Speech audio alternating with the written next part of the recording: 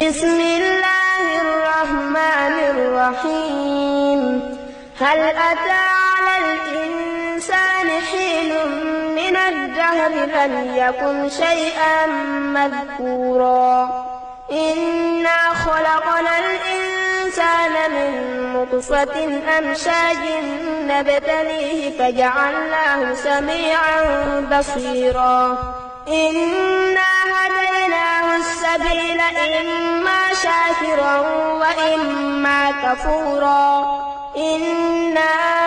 أعتدنا للكافرين سلاسل وأغلالا وسعيرا إن الأبرار يشربون من